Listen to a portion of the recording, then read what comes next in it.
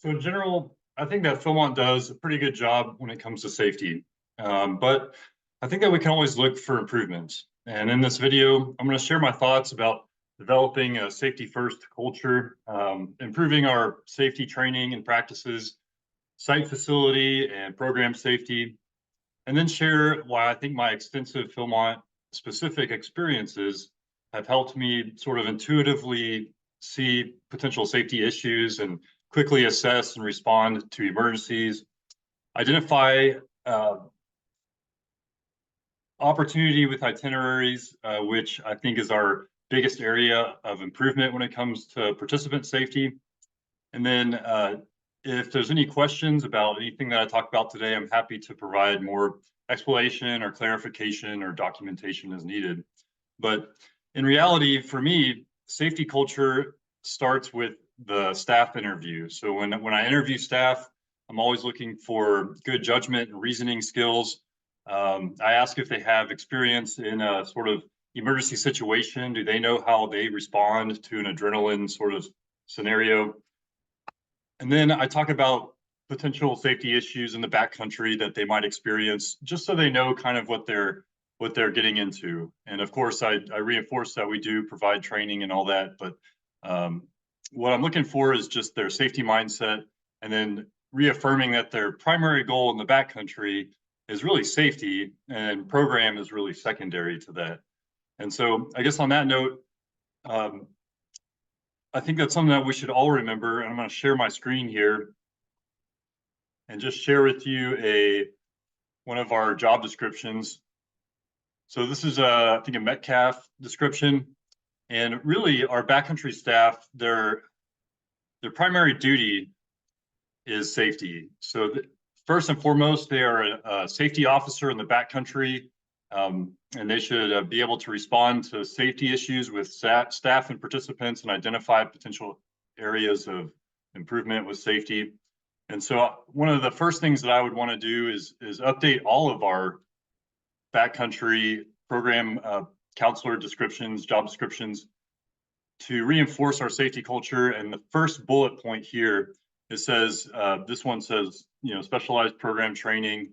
Your primary duty is to help make the program at your camp meet the high expectations. All that is great, but that really is secondary. Primarily and historically with these positions, when they first started, it was safety response and safety identification within the participants and fellow staff. So our job description should be updated to include safety as the primary role, and backcountry is really secondary to that. The program is great and essential for our brand, but if we're not doing it safely, we shouldn't be doing it at all. So it comes to the staff interview and the pre-arrival paperwork with the staff. That sort of sets the tone for our safety culture. But then once they arrive, there's some things that we can do with our staff training. So first of all, just including more safety moments. This is a big movement in the BSA right now. If you guys attend any of Andrea Watson's webinars, they talk about it, but safety moments are important and great reminders daily of developing the safety culture. And I'll provide a link to just last week, I had a staff meeting, virtual meeting with my staff pre-summer to talk about a few things. And we started with a safety moment. So I'll include that if you'd like to take a look.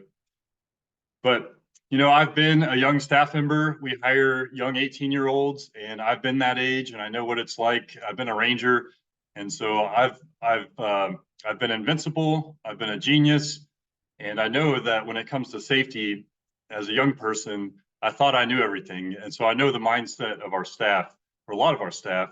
And I think that when it comes to developing your brain to think about safety, really the only way that I found, and the most effective way to get to that is through scenario-based training and through real life stories.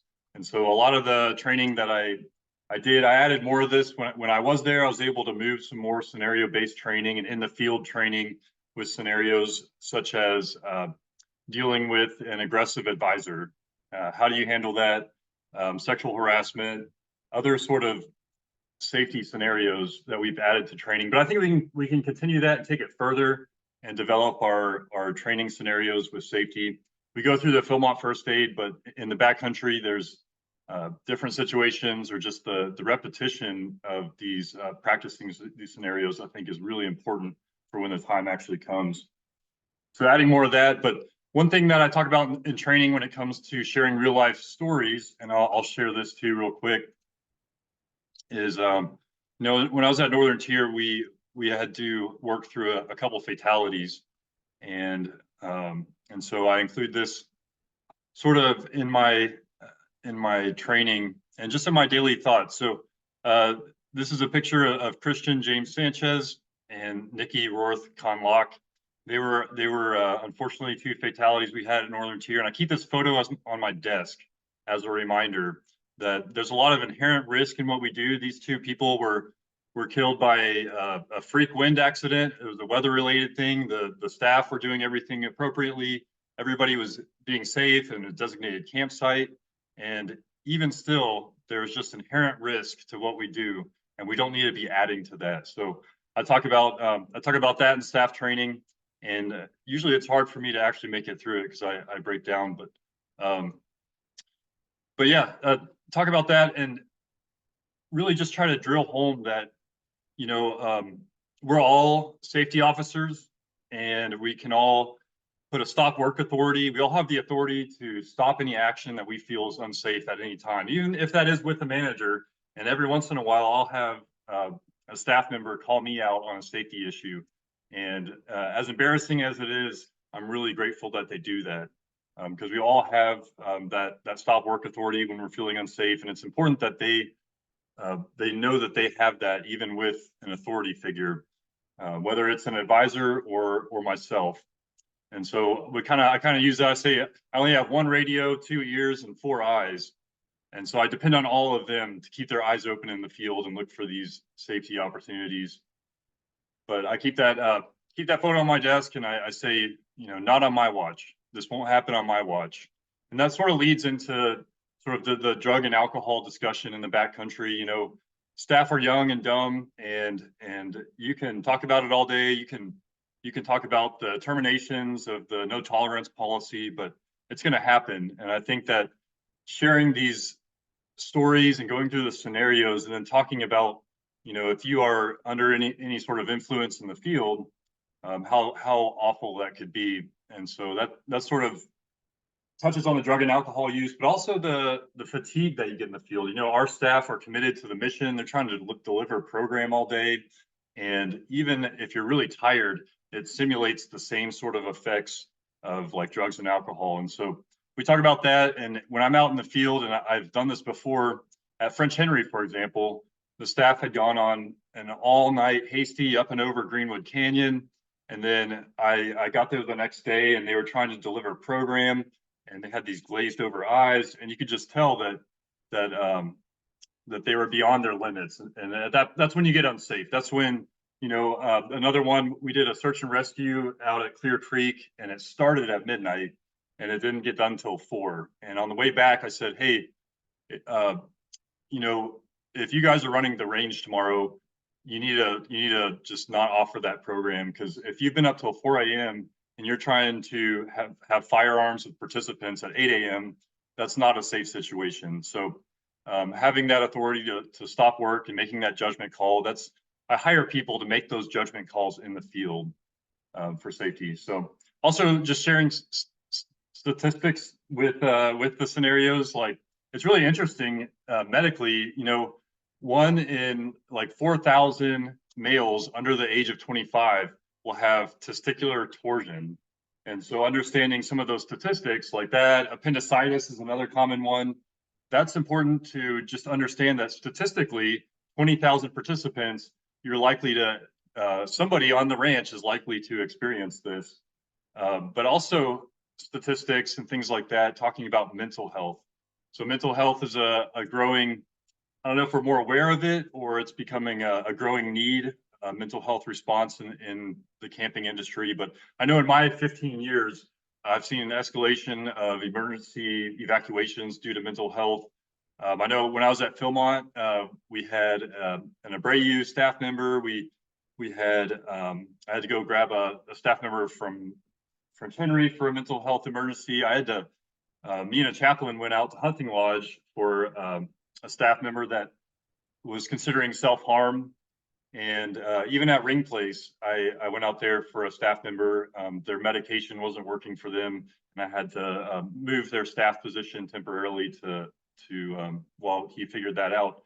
So also, looking at our standards, the mesh training and including mental health training to our staff, not just for participants, but statistically in our staff age demographic, the young 18 to 24-year-olds, that's when a lot of your mental health issues really start showing. So like schizophrenia, for example. So being aware of that, having the open discussion, and then talking about how to follow processes and trainings on how to do that, like documenting your near misses and your incidents, and are you gonna fill it out on paper form, and then who's gonna enter that into Risk Connect, things like that. So that's all part of staff training, but in general, I do support more staff training in the field. I think that one day at your camp training is worth 3 days at base. You can sit at base and you can look at things on paper and have discussions and even do scenarios. But when those staff members are in their camp, they're identifying the potential hazards at their camp. They're exploring their AOR and knowing their trail camps in the area. We give them the resources for their camp, talking about the risk flow analysis and their like flood and fire plans. But when they're there in the field, they can see it. They can visually walk through it. And in general, that's one area that I really tried to improve while I was there, getting them in the field sooner, getting them in the field more for training, but then also the workflow analysis, or the risk flow analysis, and the emergency action plans. That is something that I saw was a huge shortcoming for our staff on my first year there. So before, this was all done on paper. The camp directors arrived. They had 1 week before their participants arrived, and you have all this training. And we spent 1 or 2 hours sharing with them what the previous camp director had done for the risk and the emergency action plans. And some of these camp directors had never even been to their camp before. And so they have 2 hours with this document, and they've never even been to their camp. And so one thing that I really tried to do was improve the resources for camp directors to make them more prepared and more comfortable for when they did arrive. And how I did this was a huge effort in our digital files, and then migrating those onto a cloud-based sharing system, so that right when I hired that camp director, they had access to all these resources. And they're not on the clock, so I'm not making them do it. But I know if I was a camp director, I would dive in here in my free time before I started my employment. But before I came in, a lot of this was on paper. We had 2 different, not just files or we had 2 different whole like drives with sporadic camp director reports and things like that. And so I really made efforts to push and evolve and start a camp manual that had very defined objectives for that camp to meet, focusing more on safety and less on sort of the dialogue and stories from the previous camp director. But then progress capture, so having it in organized fashion, so that before it was just 2 different versions in the same year, and it was all over the place. And so progress capture and succession planning, having it well organized so that the next camp director can just pick it right up. But in the digital program, I call them digital camps for the camp directors, we included things like their facilities map. Camp directors having to deal with water systems. I mean, water is your lifeblood. And so they were really nervous during our maintenance day in base camp. What's my water system like? And so providing them those details, the maintenance map, before they arrive, they can get a sense for what it's like. And then adding photos and videos was the next step in this process. And then ideally they get out to camp, if they can get out there earlier, or even just one day during CD training like we did when I was there, to get eyes on and hands on their water systems, for example, but also including the workflow analysis, the fire flood, the NCAP. So I parceled out all the NCAP and I separated it out into the different programs so that each camp director knew their piece of the pie. And this also comes to sort of building these camp directors up as future professionals. But having this ahead of time meant that they could at least be aware of it before they arrived so that they weren't caught off guard. I mean, I felt really bad. We were really doing our camp directors a disservice during their training when they're trying to figure out the safety stuff and they've never been to their camp. And so that was a big project for me. And then, yeah, the documenting. So NCAP and ACA documents, that was something I came in. Philmont had either lost or didn't have any previous records. And so I came in, I have a lot of experience with that.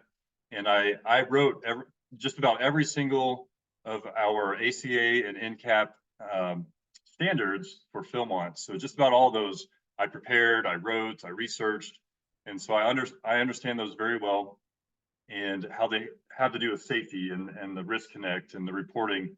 But then also, you know, it's kind of maybe cold and calculated, but your document retention, the maybe legal safety. So, you know, yeah, safety of people is number one, but then looking at the cost of not being safe, of not following your document retention, of not following your standards, there's a lot of cost there as well. And so I dug deep and I reorganized all of our long-term document retention records in the Connex box and labeled them when to destroy.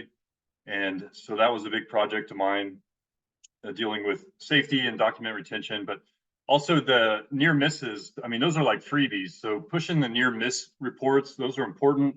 And then including a summary of those, you know, redacting all the personal information, but having a summary of those for camp directors the next year, so they already know what the history of safety is in their camp and they can make sure that they're not, you know, following the same thing again. But my year, just the flood and fire plans, you know, Indian riding going all the way up that valley, none of those camps had a flood plan. And here we were 5 years after the summer that a participant died due to a flood. So it's really important that we get those plans in place, but then also look at them in the summer when they're happening and assess them both right at the beginning of the summer, but then also at the end of the summer to look for improvements. And then in the middle of the summer, having the camp staff run a drill with the emergency action plan, and the beginning of the summer too. But all that comes back to the safety culture and developing that mindset, knowing that's their primary role and program comes second. And it's hard to forget that sometimes. And so relying on the backcountry managers to reinforce that message throughout the summer. And then coming back to NCAP, just that inspection, some tricks for the NCAP inspection that I found is none of my camps ever had any issues, even minor issues, but I always carry around a couple extra carbon monoxide detectors, 9-volt batteries, and locks in my vehicle for the NCAP inspection. But none of my camps ever had any issues because we were always very prepared. But going back to the backcountry managers, so using them to reinforce the safety culture throughout the summer. And once again, we're safety officers first, everything else comes second. So even when it comes to supporting the infirmary, you know, if they call you and they say they need a vehicle to go do something, you don't ask questions, you don't hem and haw. That becomes the number one priority, and you make sure they have that vehicle, even if it's your vehicle and you had other plans that day. So that's one option. One thing that I was really keen on when I was there. And then another thing is just looking for opportunities. You know, there was one time that the infirmary had to go have an emergency pickup, and I happened to be in the area, so I drove to the nearest gate and I opened it for them when they were coming by. So just the simple act of listening to the radio, and if you hear something happening, thinking ahead and how can you be helpful, and knowing that just the simply opening a gate for a vehicle means that that's 2 minutes that they don't have to stop and open the gate. So you're really saving a lot of time there and it adds up. But supporting the infirmary, there was one time that I was making a Whiteman Vega drop off with some program supplies, and halfway down the Sarasota Road, I got a call that there was some medication that needed to go up to Whiteman Vega. And so I flipped the UE, I went all the way back, I picked it up, and I came all the way back out to deliver that medication. Because that's what we have to do to support now ideally you're catching that ahead of time. And I think this was sort of a last minute deal, but that, and then maintaining your confidentiality, that's tough for young staff members and professional staff members for that matter. But, you know, when we had a fatality, and then a lot of them are like heart attacks, and that's, you know, unfortunate, but it's depending on the nature of it, whatever the case may be, when something like that happens, it's very sensitive. Knowing what information can be shared or should be shared or kept private, and then controlling or just mitigating the staff morale after that. So utilizing your chaplains to really help with that, and checking in on staff after going through something. I mean, that's kind of traumatizing. So, and then also PR with the public and how to direct the PR. But having that experience is really important for somebody that's going to be managing potentially some of these situations. Backcountry managers, going back to that. So morning meetings, that's a daily function of backcountry managers and then the full-time backcountry manager. And ensuring that safety is always the #1 topic on that agenda every single day. And so identifying the safety needs, you know, I just remember there was times back when I was there full-time and sitting in that room in the morning. And one time in particular, we spent over an hour talking about a white picket fence at Abreu, which I'm not saying that's not important, but I think that we need to prioritize the daily needs and go address the high priorities and save some of those other areas for maybe every couple of weeks. But identifying the safety needs and addressing those quickly. And a lot of that also comes back to reviewing your customer surveys daily. So as those come in, it's tough. Sometimes there's a lot of them, but using those as our guiding factor for safety issues, not just the blatant things like, you know, when they say, you know, the gun exploded on the gun range or something like that, but some of the ones that might be harder to identify, like tomahawk targets were broken or in pieces. Well, if you've ever thrown tomahawks at pieces of logs, then you know that you get more chance for hitting something like that will kick back the tomahawk, or aiming in a direction that's not appropriate. So using those customer service feedback surveys daily, and then also using your backcountry managers to bring back the safety comments and then deliver the safety solutions. Also, making sure that we're taking care of each other. So backcountry managers, you know, and it starts from the top down. So myself, and then backcountry managers, the camp directors, and then your program counselors. We really got to take care of ourselves, and that can be hard. You know, there's long days, you're getting up early, you're mission driven, so you're really trying to deliver a program, and it can be sometimes challenging when you get back late at night, you have an early morning the next day. You know, I mentioned French Henry, but when it comes to the backcountry managers, I always listen to the radio until the last backcountry manager comes back at night. And I know when I was there, the morning meetings would typically go pretty long. And so for the backcountry manager doing the Valle Vidal run, they would typically get back at like 11 p.m. at night, letting them excuse themselves from that morning meeting so they can go on their run and get back at a decent hour so that they're not driving tired. Driving is the riskiest thing we do. And so we need to make sure that we're paying attention to our self-care needs. And then also supporting the backcountry managers. There's a couple times when I was there, especially on Sundays, when a lot of people are taking their off day on Sundays. The maintenance pool isn't open, the vehicle maintenance pool isn't open. And twice in 2019, we had a backcountry manager in the field and an axle broke in the field. And even though I was usually taking downtime, I was always listening to the radio. And I was, you know, they call logistics, but logistics has a hard time getting a hold of somebody that can help. And so ensuring that we have an on-call schedule to support our backcountry managers in the field. But I was able to respond to those broken axles and go help out in those situations. So I mentioned just the deliberate review of emergency action plans, our risk flow analysis, and then continued trainings with the staff throughout the summer and running drills. July 21st is a date that I talk about a lot. Leading up to July 21st, I talk about it a lot. So when I was at Northern Tier, I was the primary data entry of the workers' comp and incident reporting into the Risk Connect. And I was also in charge of the Ely base. So I was the primary medical officer of the Ely base and responded to it. I was on the on-call schedule for when I was at home, and then on base, I was always the buck stopped at me when it came to medical things. And so July 21st is when we would see our peak of workers' comp cases. And so I always talk about that because throughout the summer, you're getting more competent in your job, and competency can lead to complacency. And you're getting more confident, maybe a little bit more careless, but you also have a long-term fatigue that happens in the summer. It's natural for everybody to go through a little bit of burnout at the end of the summer just because of the nature of what we do. Long days, physically demanding, the mental demanding. So by the end of July, you're fatigued, you're overconfident, and so that's when a lot of workers' comp cases happen. And so using that date as a teaching tool for our staff and our backcountry managers to use that to make sure that we're being safe through the end of the season.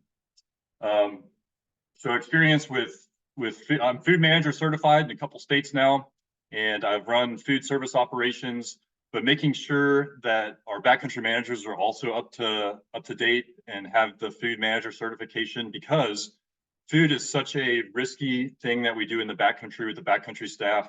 I have lived in the backcountry staff. I've been a backcountry program counselor, and I've worked in conservation and ranger, and so I know some of the food handling that gets done, and ensuring that we do that safely is so critical for some of those contagious illnesses where you get the whole camp sick, and now you're really talking about some trickle down problems from there. So food safety is a big one. And then just keeping your eyes open and developing this into training for our camp directors, our backcountry managers, and our seasonal staff. Looking at big safety issues, like I brought in the geomorphologist to look at our burn area and potential risk for large debris slides and water-related incidents. That's a big issue, but also looking at those minor issues. So I have a scar on my leg from falling at French Henry as a participant, and it stabbed me in my leg from a piece of rebar that was sticking out of the mill there. So that, looking for eye pokers, Richard Borlon talks about eye pokers. So things that are at eye level. So when you're at some of the historical camps or the blacksmithing camps especially, they'll make like candle holders and they'll stick them right in the porch supports right at eye level. So paying attention to the small things and the big things, understanding the difference between low risk and high occurrence versus high risk and low occurrence things. And then also understanding that a lot of big issues really start with a small issue that was very preventable. So reinforcing the Philmont first aid training, understanding that dehydration and sun exposure or hypothermia, or hygiene, all those small things are pretty minor and preventable until you don't pay attention to them, and then they become big things. So using the front porch talk with the crews to look around and identify people that just look like they're not 100% healthy, to share with them the reinforcement of taking care of themselves, of drinking. And I know we do a good job of this already, but it's not just with the participants, it's also with your staff. So making sure that their hygiene is good, making sure that your staff is cleaning their feet and combing their hair. That hygiene is important not just for physical needs, but also your mental health. And so looking at their personal needs and sort of the Maslow's hierarchy of shelter, or air, food, water, shelter. When I was there, we built a camp at Chase Cal, and we put a yurt out there, but we didn't put any shade. We didn't put any seating. And so participants were arriving and they had nowhere to sit, they had no shade. And it's hard to provide the program when your participants are uncomfortable. And that's also the number one reason why you have aggressive advisors or kids. They come up and they're mad about something, but in reality, they're just really uncomfortable because they're dehydrated or something like that. So we brought the benches and the shade shelters out to Chase Cal, and our staff too. I worked at the climbing camps as a backcountry environmental program counselor, and the staff were always sunburned. They were always hot, and sometimes they were out there all day long because they are committed. I mean, these guys, our rock climbers are just, they eat and sleep and breathe climbing, and they do it for the kids. And so they're out there all day long, pushing themselves to an unsafe point. So making sure that our staff, I bought them all these goofy looking hats so that they had more shade out there. We explored shade options like Cimarroncito after the burn. the staff lost all of their shade at the Cedar Rocks. So they're staring up at the sun all day long on the, on the sunny side of the rocks. And so putting a shade shelter there for them. Okay, so I mentioned the customer service surveys once again, but that's something I'm going to read every day. Looking at so some of the big safety things is just when they specifically identify a staff member being unsafe.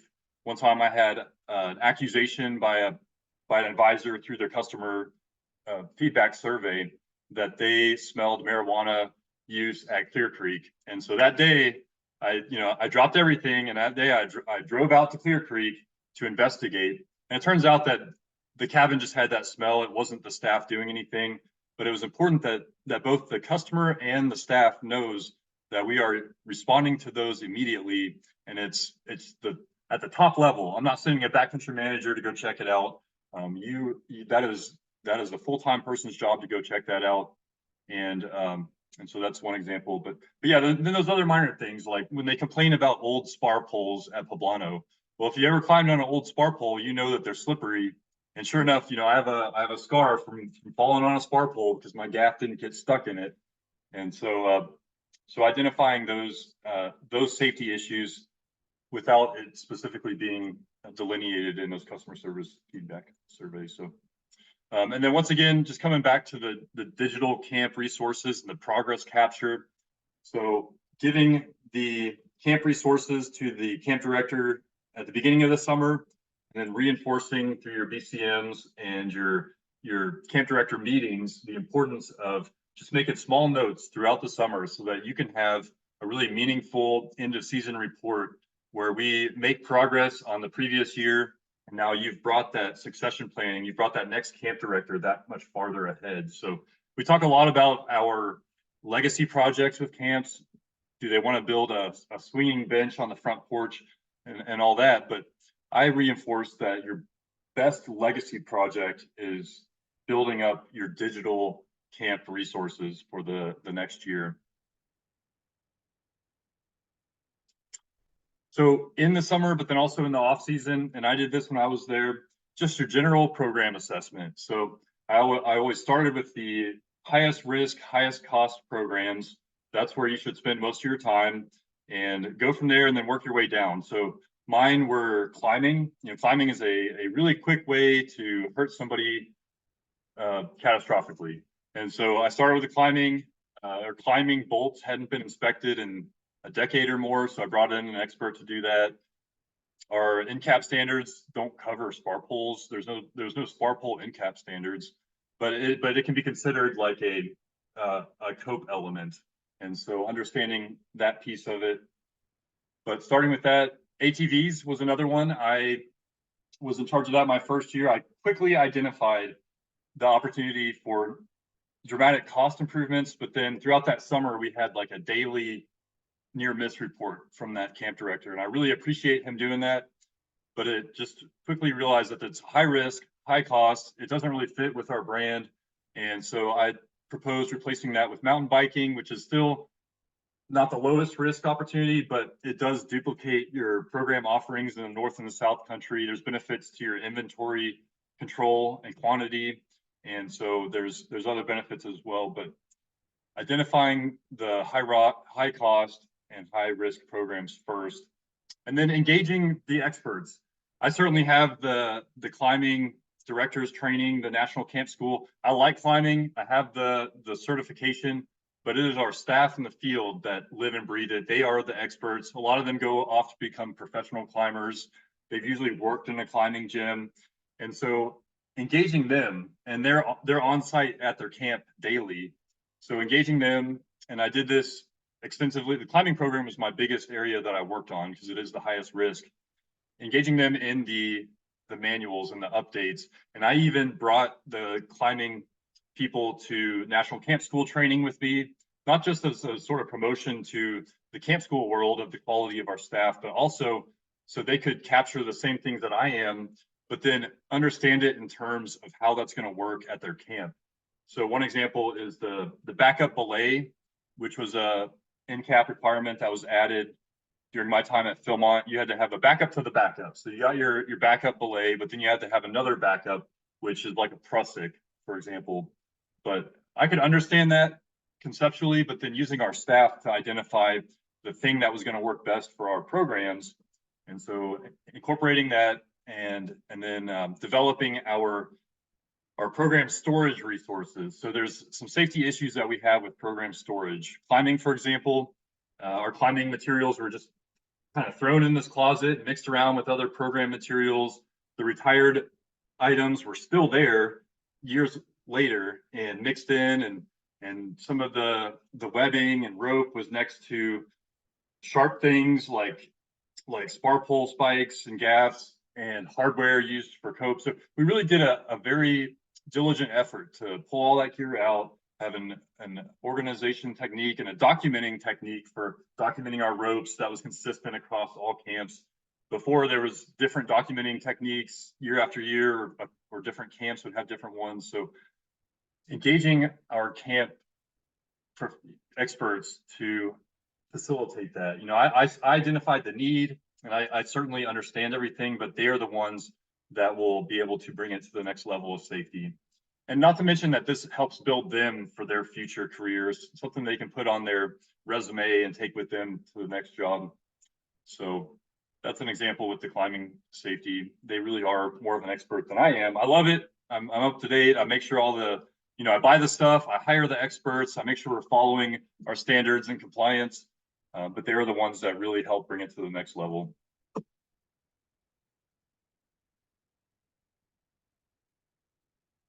All right, so vehicles is the riskiest thing we do. So every time that you can reduce a drive, you are increasing safety. So I'm going to take a really close look at our vehicle use, identify when they're necessary, when the return on investment is there, when there's opportunities for collaboration, and taking it from there. So, for example, backcountry managers driving in the backcountry, just is there an opportunity for them to coordinate with others? Do they really need to go to the camps every day? Looking at that, just knowing that driving is the riskiest thing that we do, and it's a very expensive thing as well, of course. And thinking of creative solutions, waste removal. One of the big tasks that backcountry managers do is simply pull garbage out of the backcountry. And so when I was there, we looked at adding more dumpsters to Poneal in the summer, dumpsters, other large capacity waste storage devices or waste removal vehicles. Is there a way that we can, or having participants, maybe they don't throw their waste away at Cypher's Mine where it's a challenge to go pick up that garbage. Maybe you have them carry that garbage just one step further down to Cimarroncito, where it's a lot easier to pick up the garbage. And so reducing miles in the backcountry. And I don't think that asking participants to carry garbage a little bit further compared to the benefits of reducing drives, I think that's worth the return on investment there. But taking a close look at all that and understanding that that's an important safety issue, but also cost savings, and asking the question and engaging the backcountry managers and other staff on the solution, coming up with a solution there too, because they see it all and they live it. Road conditions, weather out in the field when you're in a vehicle, all sorts of issues there. Backcountry warehouse is another safety issue that I'm going to take a look at. I always had a hard time with the amount of vehicles going in and out all the time, and then the amount of people traffic. So it's a high participant area, it's a high staff area. They're walking to the dining hall and the staff lounge and the services. There's all sorts of traffic and lots of vehicles. So lots of opportunity there for a safety failure. And so looking at our vehicles in the backcountry warehouse, additionally, just sort of OSHA compliance and other hazards. We had these big wooden boxes, and the backcountry warehouse manager came up to me once and said, "Oh yeah, because I saw the lift." And I said, "Oh, do you have to get trained for that?" And he's like, "Yeah. Oh, one time I was moving these wooden boxes and it fell over. And it's like a 2,000-pound lift, and so that could have been life or death." And so understanding the risk there and identifying. Another ones, we had a carpenter, we had power tools going on in the backcountry warehouse. It's not like a designated area for that, and we kind of fit it in the corner. And so it's really, there's some safety improvements there. I'm gonna take a close look at that and understand what we can do to make that better. But that, and then also just continuing to organize the backcountry warehouse, like I said, with the climbing gear and the retired gear that really needs to be retired immediately and cut up and thrown away, so it's not accidentally mixed back into your other gear and sharp things next to your ropes and things like that. So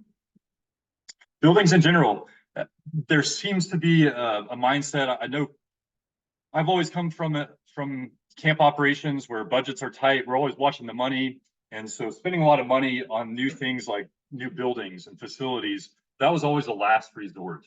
And coming into Philmont, it seemed like that was always the first solution to a problem, was building a new building or something like that. So, but understanding that every time you build a building, yeah, it's high cost, you have maintenance people, and that's of course workers' comp opportunities, but also understanding that you are now liable for that building. And so anything that happens with regard to that building, maintenance and upkeep, and they fall on the steps, or the rail breaks, the rail is loose and the rail breaks, that now you're liable for that. So only building buildings when it's essential. And then also, if there is an issue with a building or a structure, knowing that disabling it and signage, ways to mitigate the liability risk there and prevent the safety accidents from happening. But for example, right now, I guarantee you it's likely still there, but if you go up to the Black Horse Mine structure, there was last time I was there last fall, there's a tree leaning on the roof, directly on the roof. And first of all, it's not a very secure structure to start with, and there's no signage on it that says "Do not enter." But now there's a tree on the roof, so you have a crew that wants to go get out of the wind or the sun or the rain. They go in that building and they have lunch, and it falls down, and there's nails everywhere. You're just opening yourself up for liability, and that's one of the reasons why a lot of the Baldy Town structures were intentionally dismantled after the Boy Scouts got the property, is to prevent that safety risk and liability there. And then just some of these buildings, you build them and then there's unintended consequences. That's the other risk to the buildings, is once you build them, they're more or less permanent. And this is something that I had identified. We went ahead and moved forward with the location. I think there was other options there, but we moved forward with the location at French Henry for our crew Adirondacks.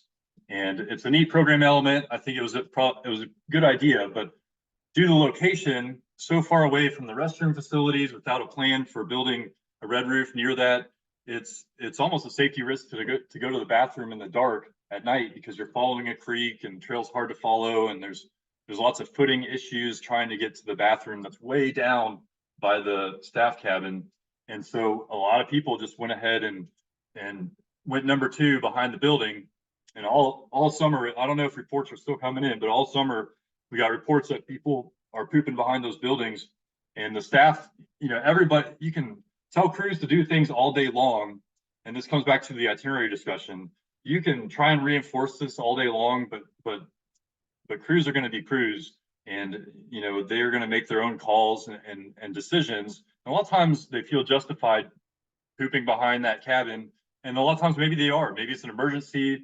Maybe they're justified based on the inconvenience that we've put to them by having those stairs. But that's a human waste issue, and that's major. And oh, by the way, all those are upstream from where everybody, the staff drink downstream from that, the participants drink downstream from that. So sort of a major issue that was somewhat preventable if we had done more trying to identify some of those unintended consequences, but then also making sure that we, now it's in place, mitigate that issue by building a red roof there.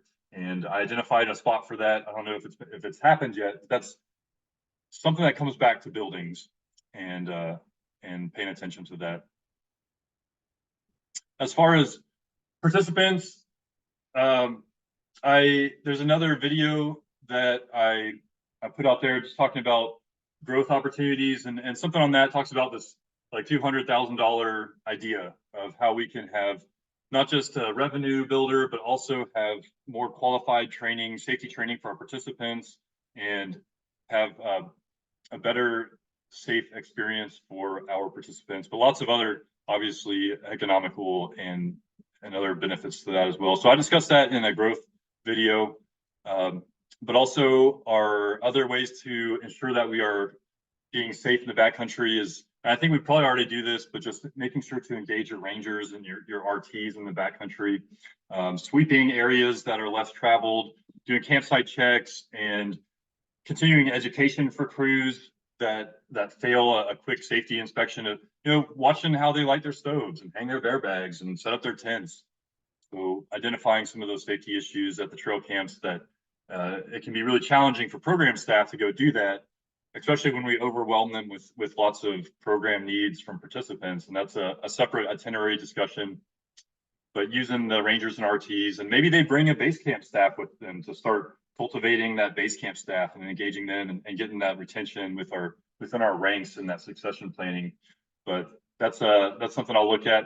And then one policy and practice that I kind of had an issue with when I was there is, Northern Tier, I was the safety officer. So anytime there was a participant or staff safety issue, I'd be able to access their medical forms and review it, because that's really important that you know some of that information going into a situation. And at Philmont, safety and confidentiality is really important.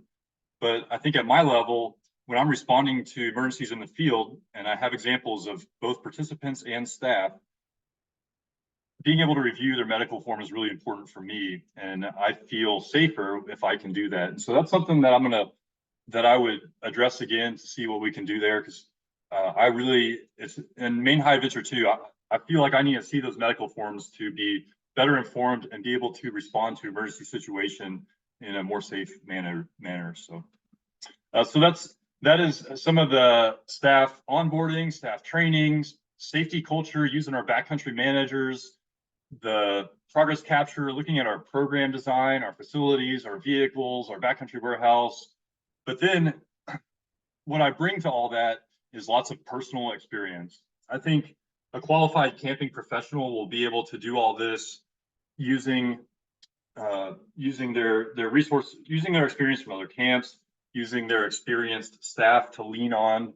But because of me, I've been on 3 traditional 12-day treks. I've been on 2 fill breaks. I've been a ranger. I've been on Rayado. I've been on rocks.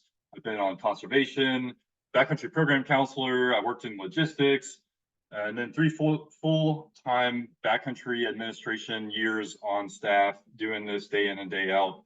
That real experience just helps me intuitively and instantly be able to identify safety issues and then respond to emergencies without having to consult other experienced staff, which is really important for the super emergencies and the really sensitive emergencies. And so I'm just going to quickly share my screen here, just to kind of show some of my experience. So I say I have the scars to prove it. Based on my experience, that's just a photo from one of my treks where, in this case, I think it was a spar pole that did this to me. I had the scars to prove it. OA Foreman is another one. But going through all these treks, I have experienced safety issues as a participant, as a seasonal staff, and as a full-time staff. And having gone through them, here's some examples. So I just found a couple quick photos. Throwing tomahawks as a participant, those are nice targets there. The tomahawk handles are in good condition. But if you look quickly, you see there's no rope defining the range. And so the staff were really good to describe the boundaries of the range. But since I was a participant, NCAP standards have evolved, and now we have a range delineation for our tomahawk targets. But if these are poor, small little targets, or the handles are bad at the tomahawks, which those are both common issues, and it wouldn't be with me because we would have really great program supply spreadsheets for forecasting needs, and for things like this, I would get a year ahead on, ideally, at least half a year ahead on those program orders. But yeah, if you have poor equipment, it's not just a brand identity thing, it's also a safety thing. You'll quickly realize, and this is just an instant thing, if I saw this in the field, instantly, what's missing? He's not wearing a helmet. So I'm not sure what I'm doing here.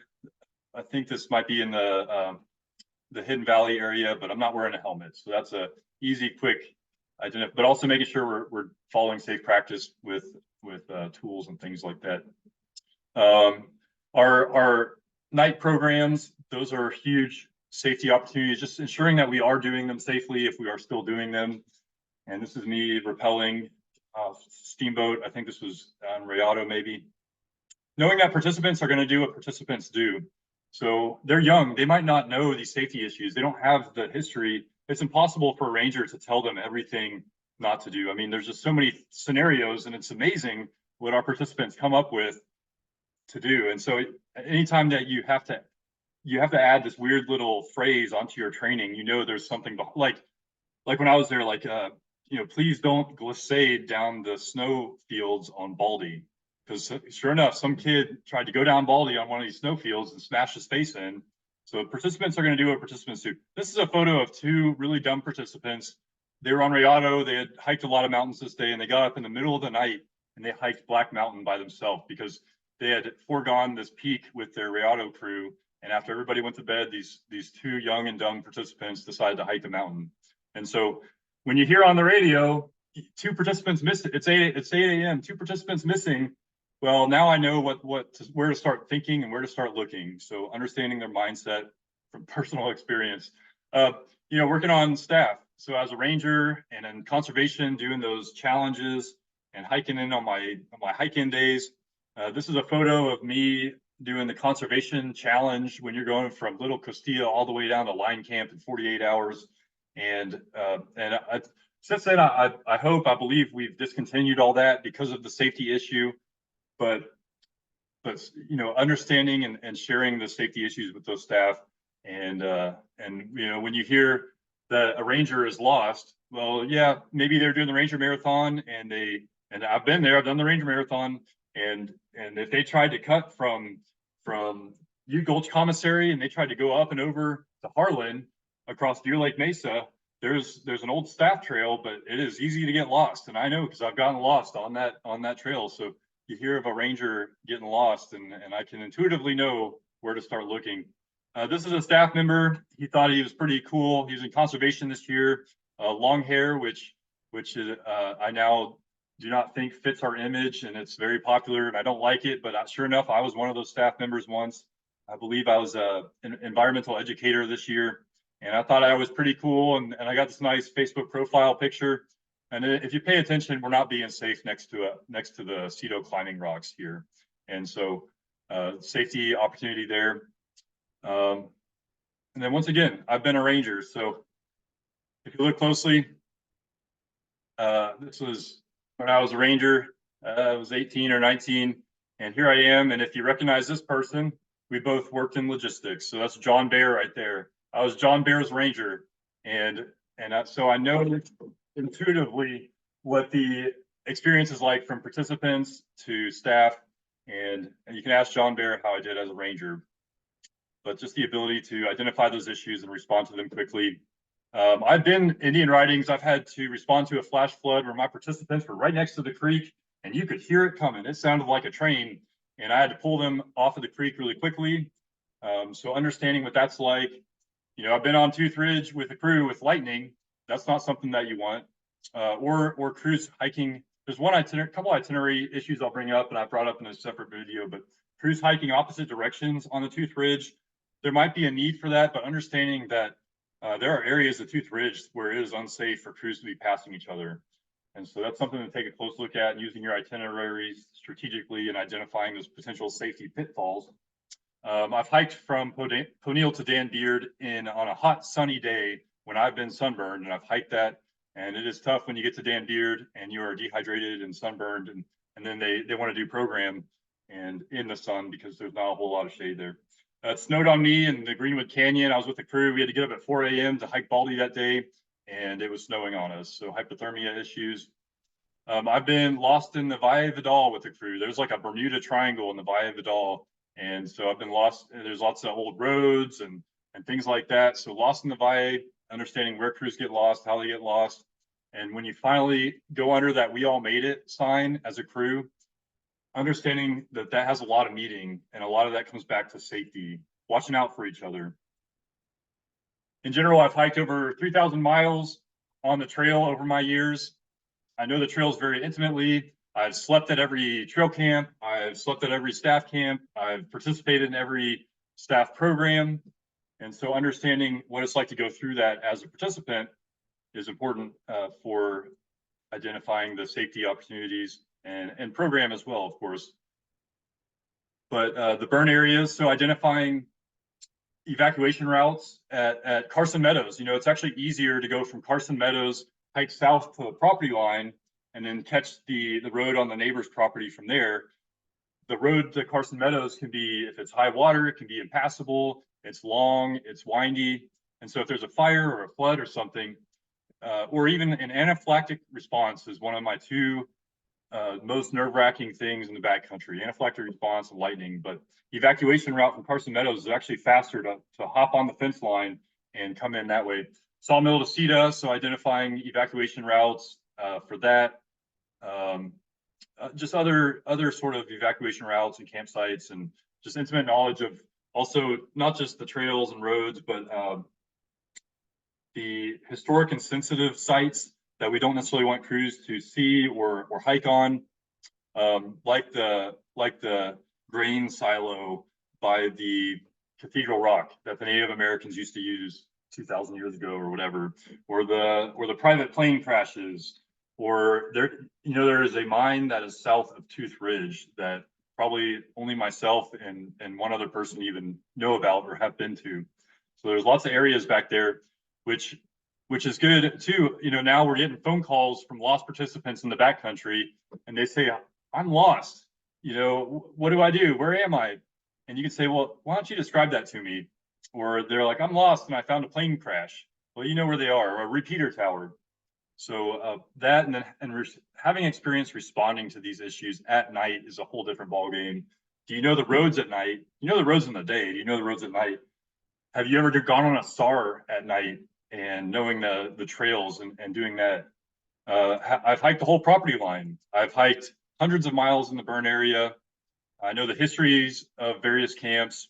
And yeah, one of my favorite projects is hiking some of the historical roads and other linear features that I found on the LiDAR data, and so doing that. So stop sharing that real quick. All right. So and then the last thing I'm going to do, and then I'm going to talk about itineraries really quick. I do have a separate video that talks about that,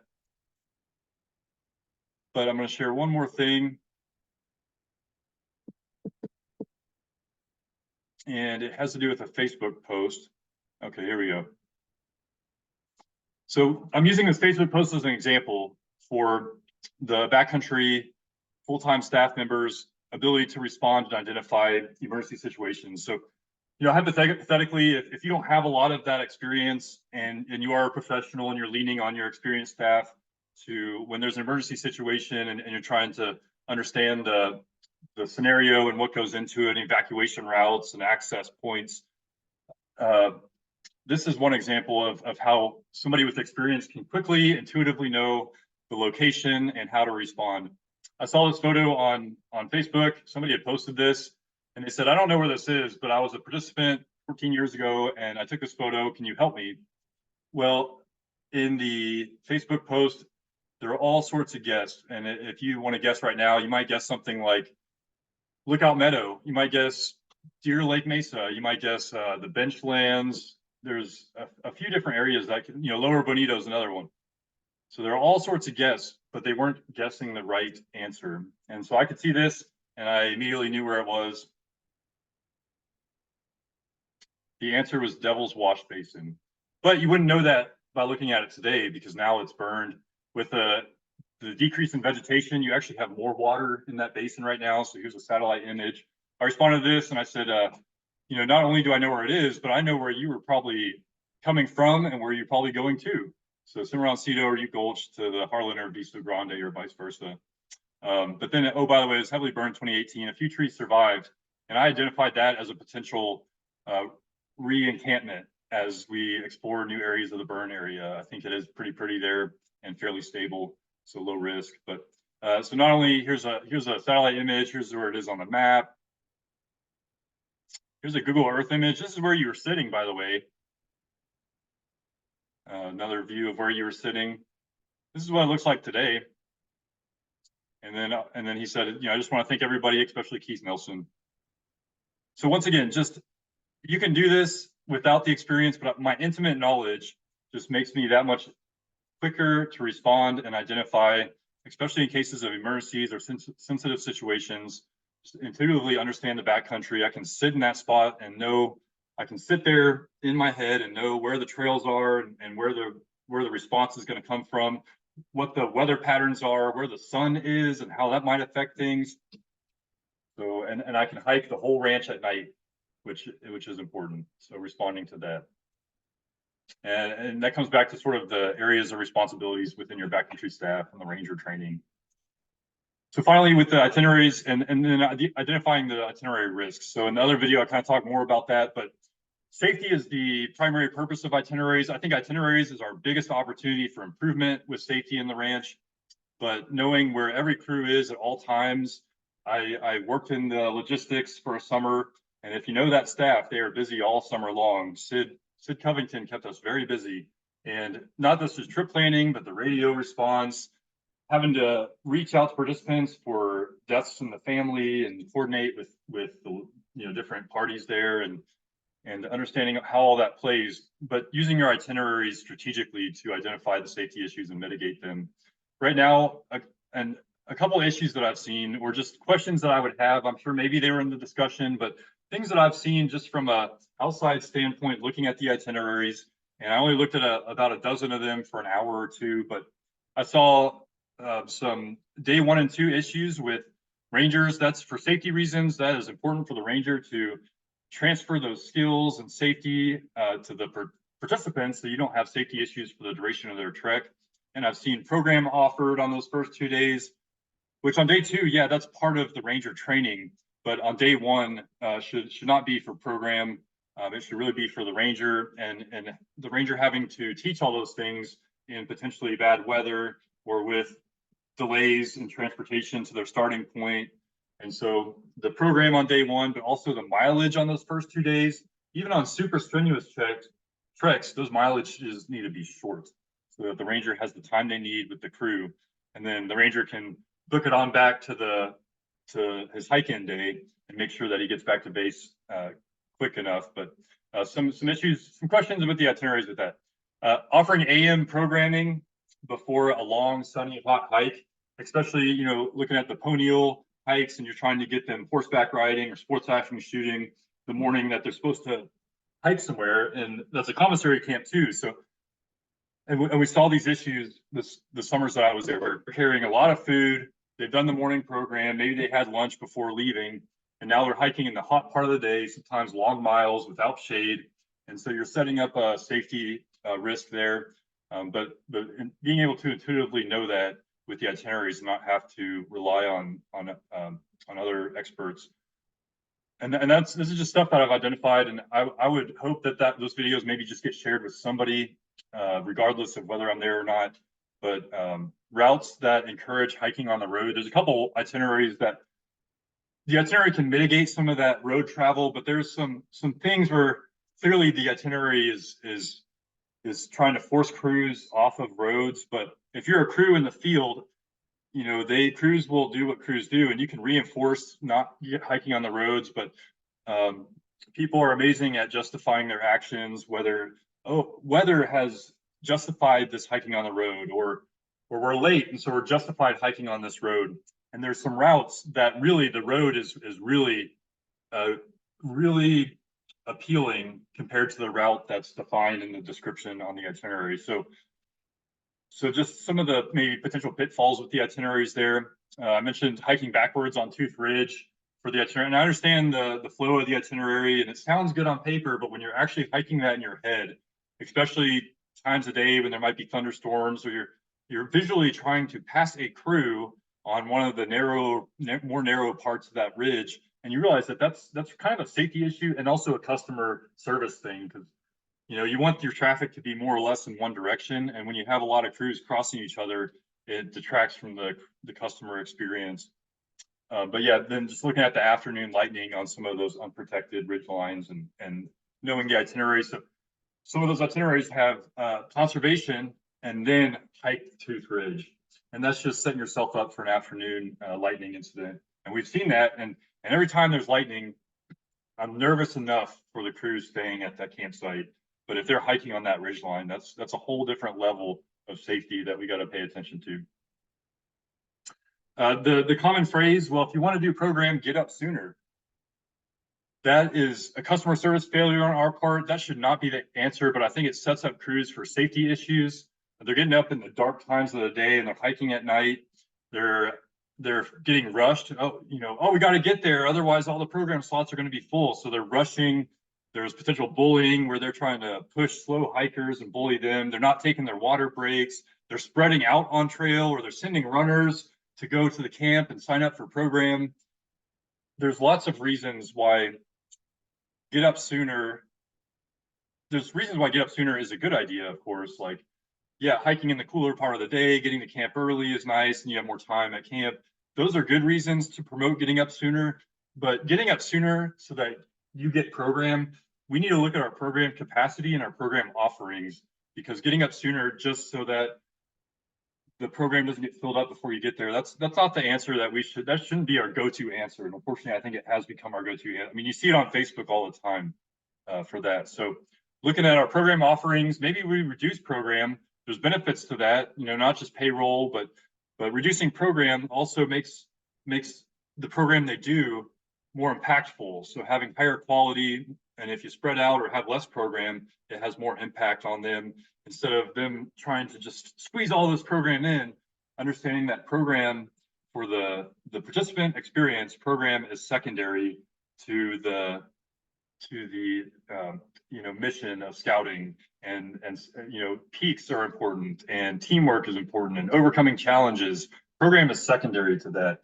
And so maybe by reducing program, save payroll, reduce the fatigue on our staff program areas and our resources and our materials, reduce the fatigue on the staff.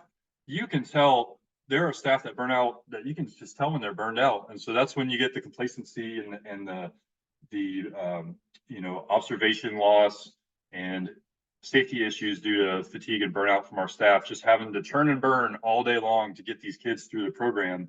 So maybe reducing program for that safety point, but then also making sure that our participants are enjoying the actual hike. It's the journey, not the destination. So enjoying the nature, maybe having more passive program along the way so that they can stop and have a nice scenic point, including some of that. And I know we do already, but in using the itinerary strategically to mitigate the safety risk associated with over promising program and motivations for crews to be unsafe and for staff to be unsafe.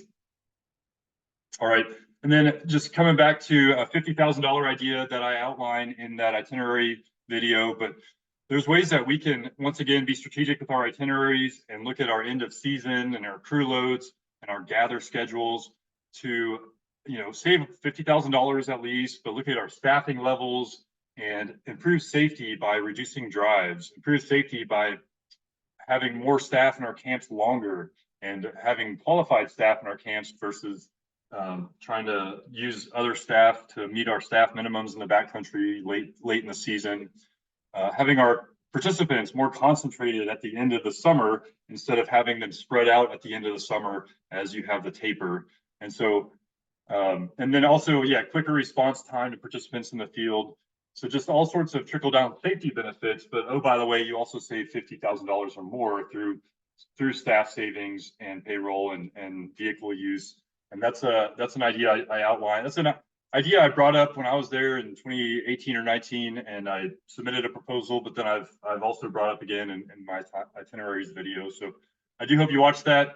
Once again, this has just been a short overview of my mindset when it comes to safety, all the way from pre-arrival staff training, the camp directors and backcountry managers, the program resources facilities, my personal experience, which is extensive, and knowing it from the participant to the seasonal staff and to the full-time staff levels, staying at every camp, hiking at night, doing all the program, and then understanding the itineraries intuitively, safety opportunities, mitigating safety risks, and all sorts of trickle-down benefits from there. So in general, I do think Philmont does a really great job, but I do see opportunities for improvement. I think itineraries is probably the biggest one. So thanks for bearing with me through some of my safety ideas and discussions. And safety is the #1 thing we do.